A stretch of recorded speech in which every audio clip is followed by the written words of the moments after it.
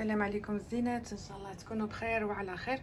وصفه تاعنا تاع اليوم مادلين بزوج حبات بيض، ويعطيك 12 حبه، ويجي بنين ويجي خفيف بزاف. دوك نوريكم كيفاش يجي. شوفوا المادلين تاعنا كيفاش شباب وطري. الا عجبتك هذه الوصفه ما عليك غير تتبعيها حتى للاخير. نبداو هنا في الوصفه تاعنا. نحتاجو بسم الله، نحتاجو زوج حبات تاع البيض. ايه كارثه مبغاتش تطحن. نقلع هادو، نزيدو فوقها 150 غرام تاع السكر. 150 غرام. شوفوا هذا الكاس اللي يرفد 250 مليلتر، شوفوا شحال ناقص منه، جوج صباع كاس قل ربع. نحطهم فوق هذا السكر، ونزيدو الفاني وعطر الليمون. زيدوا الفاني، تنجموا ديروا غير الفاني وحدها، تنجموا تزيدوا غير قشور الليمون. بغيت نلعبها لكم شويه لغويه حتى ساعه ما صدقتش باش نقول لكم زيت دو سيترون. قشور الليمون، قلت لكم عطر الليمون. قشور الليمون هادو سبق لي وشاركت الوصفه معاكم. هادو هما قشور الليمون اللي نستعملهم انا. الا ما درتيهاش اختي راني قلتها لك عده مرات في عده وصفات، راكي مراضيه. واللي بغات وصفه اقتصاديه تاع هاد المادلين عليك غير تدخلي. دوك نخلي لك الرابط تاع قشور الليمون، ونخلي لك الرابط تاع مادلين حبه وحده تاع بيض واعر. هذا كيجي شباب. نطلع هذا الخليط تاعي حتى اللي ابيض. هذا هو الخليط اللي تحصلت عليه. شوفوا حتى لوين داب لي السكر، وهذاك الخليط تاعي بيض لي. شوفوا اللي تخدم بالميزان عندك 300 عندك 150 غرام تاع السكر. وهنا شوفي عندي ميم با نص كاس، ماشي مقفول، هذاك النص كاس تاع الزيت، ما يعادل 75 غرام تاع الزيت. 75 غرام ولا مليلتر تاع الزيت. وهنا نروحوا للحليب. هنا شوفوا عندي نص كاس نيشان، نص كاس تاع الحليب، ما يعادل. شوفوا البنات، هذا هو الخليط اللي تحصلت عليه. شفتوا كيفاش يجي داير. هنا عندي ما با نص كاس تاع الزيت، وعندي ربع كاس تاع الحليب اللي نكون خرجته قبل الوقت، غير بشويه من الفريجيدير، ما يغلاش، يكون بارد يكون ا تمبيراتور امبيونت.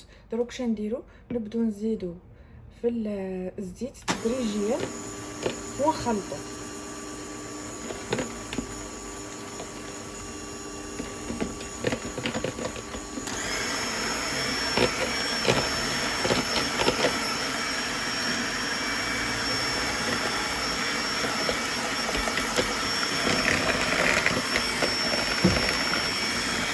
شوفوا الخليط تاعنا كيفاش ولا. دروك شنو نديرو؟ نزيدو عليه هذاك الحليب ونعاودو نخلطو مره ثانيه. انا ما نبغيش نخلط بزاف كي ندير الحليبه باش هذا الميلونج تاعي ما يهودليش. خلطه غير كيما هكاك بلا ما نشعل الباتور. وهنا البنات شوفوا شنو عندي كاس معمر بزاف تاع الفرينه. دوك نعطيكم المقادير بالغرام بالنسبه للناس اللي عندهم الميزان. هذه 150 غرام تاع الفرينه. شنديرو؟ نزيدوها هنا فوق الخليط تاعنا اللي كنا غربلناها، ونزيدو عليها خميره الحلويات. وين حطيت؟ عندي نصف كيس تاع خميره الحلويات، ما نديروش كاع كيس واحد. ديجا اصلا انا هذا الوصفه اللي دايره غير نص المقادير تاعها، مانيش دايرتها كاع. دوك نعطيها لكم من البدايه حتى التالي بالغرام. هذا هو الخليط اللي نتحصلوا عليه. شوفوا كيفاش يجي داير، ما يجيش ثقيل ها يجيش خفيف. ها ولا كيما راكم تشوفوا فيه. دروك شنو ندير انا؟ علاش درت فيه هذا الغراف؟ باش نكبهم ديريكت. كون بغيت نديرهم في حاجه هكا تاع الزيت شكون درتهم، بصح ما بغيتش نقعد نقارع ونجيب لابوش ونبدا نعمر. شوفوا كيما هكاك سهله مهله.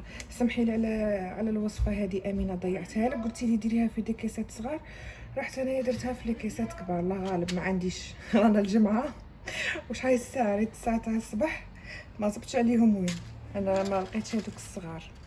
مولات الوصفه اللي عطاتها لي قالت لي حنبوك ما ديريهاش في لي كيسات كبار، قالت لي تضيعيها. هي تاع ساعه الله غالب.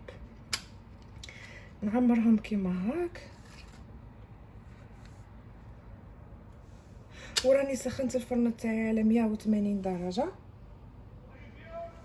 وندخلهم يطيبوا.